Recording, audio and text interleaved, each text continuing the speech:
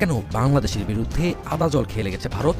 স্বৈরাচার শেখ হাসিনার ভয়াবহ পতনের পরও মোদি এতটা খেপেনি, কিন্তু এখন কেন বাংলাদেশের বিরুদ্ধে যুদ্ধে নেমেছে মোদি প্রশাসন? দিল্লির কোন দুর্বল জায়গায় আঘাত এনেছে ডক্টর ইউনূস?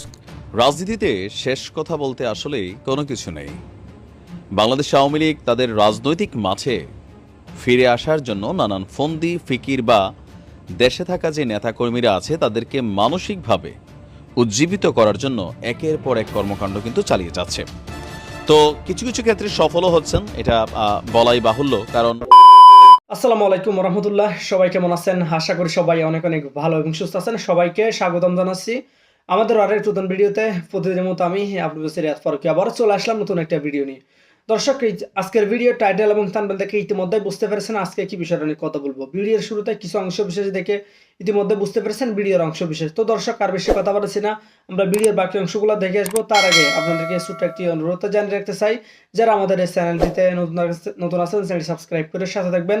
যারা ইতিমধ্যে সাবস্ক্রাইব করেছেন তাদেরকে অসংখ্য ধন্যবাদ জানিয়েই মূল আলোচনায় চলে যাচ্ছি। সবাইকে অনুরোধ করবো ভিডিওটি ধৈর্য সহকারে শেষ পর্যন্ত দেখার।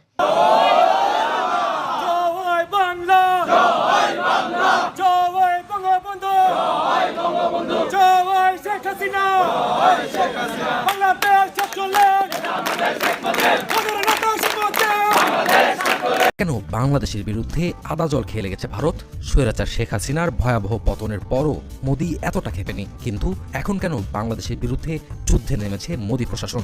দিল্লির কোন দুর্বল জায়গায় আঘাত এনেছে ডক্টর ইউনূস, যে কারণে তেলে বেগুনে জ্বলে উঠেছে হাসিনার প্রভুদেশ ভারত?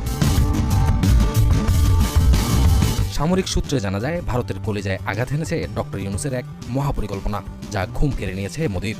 মোদি বুঝে ফেলেছে ডক্টর ইউনূস আন্তর্জাতিক মানের খেলোয়াড়, তাকে মোকাবেলা করাকে বড় চ্যালেঞ্জ হিসেবে দেখছে ভারত। গত 16 বছর দিল্লির কথায় বাংলাদেশে সবকিছু চলেছে, কিন্তু এখন উল্টে গেছে গণেশ। ভারতের এমন কোন একটি দুর্বল জায়গার খোঁজ পেয়েছে ডক্টর ইউনূস, যা সে দেশের গোয়েন্দা সংস্থার মোদি সরকারকে রিপোর্ট করেছে?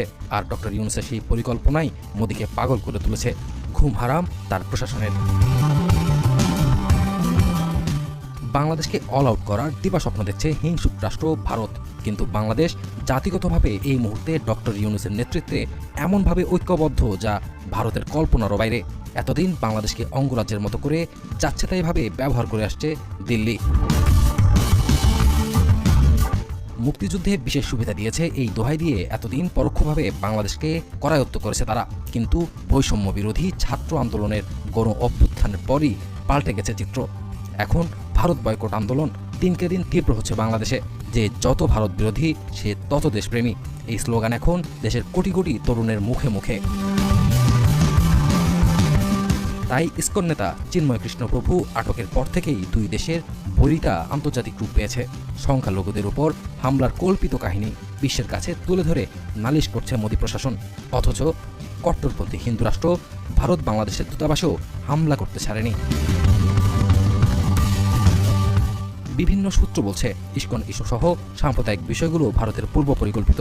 ভারত ইচ্ছা করেই বাংলাদেশকে উত্তেজিত করতে চাইছে, কারণ তারা জেনে গেছে ডক্টর ইউনূসের এক গোপন সামরিক পরিকল্পনার কথা। আর সেই কারণেই ভারত এখন আগের চেয়ে বেশি দাদাগিরি ফলাতে চাইছে। আজ আমরা জানতে চাই ভারতের এই পাগলামির মূল কাহিনী, জানবো পেছনের গল্প।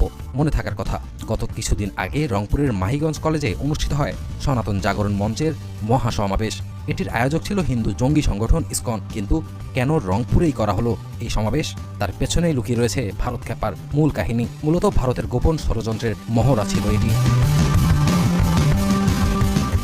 সামরিক সূত্র বলছে, ব্রিটিশরা এশিয়ার বৃহত্তম একটি বিমান ঘাঁটি প্রতিষ্ঠা করেছিল রংপুরের লালমনিরহাটে, যা ভারতের সীমান্ত ঘেঁষা।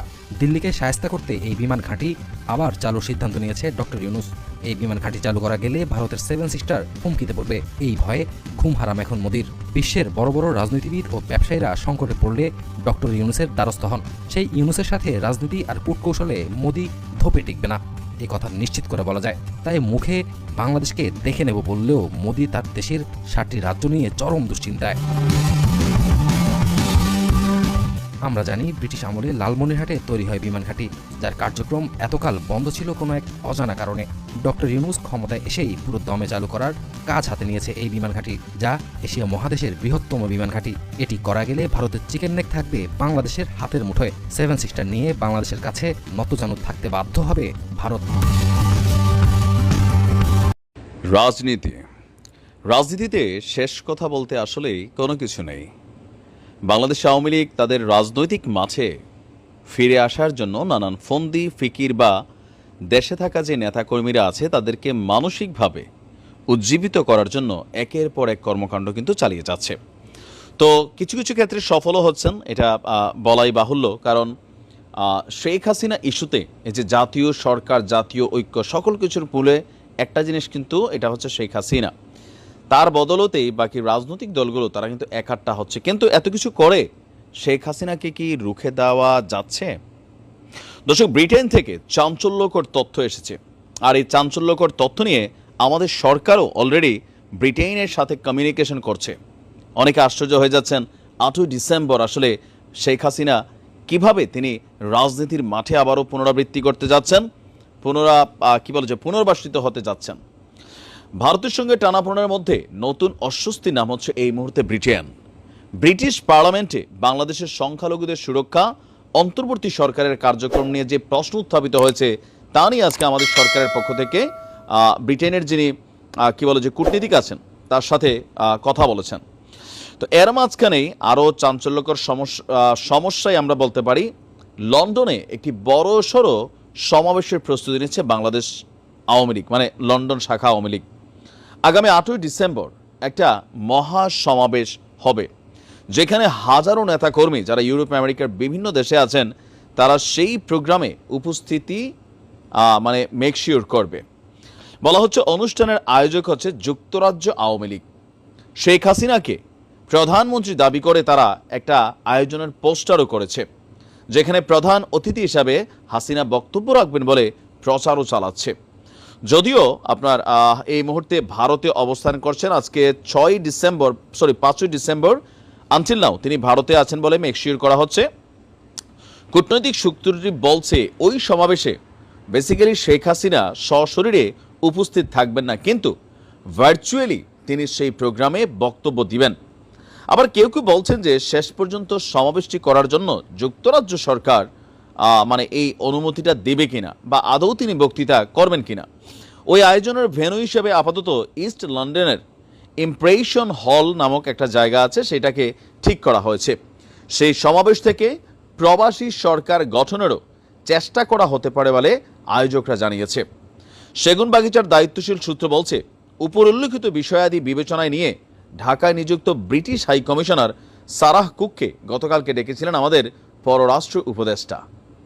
সাধারণত যে কোনো বিষয়ে অসন্তোষ জানাতে রাষ্ট্রদূত বা হাই কমিশনারকে অতিরিক্ত সচিব বা মহাপরিচালক পর্যায়ে ডাকা হয়, কিন্তু ব্রিটেন যেহেতু শুরু থেকেই অন্তর্বর্তী সরকারকে সাপোর্ট দিয়ে আসছে, তাই স্পর্শকাতর বিষয়গুলো নিয়ে উপদেষ্টা নিজেই রাষ্ট্রদূতকে ডেকে কথা বলেছেন।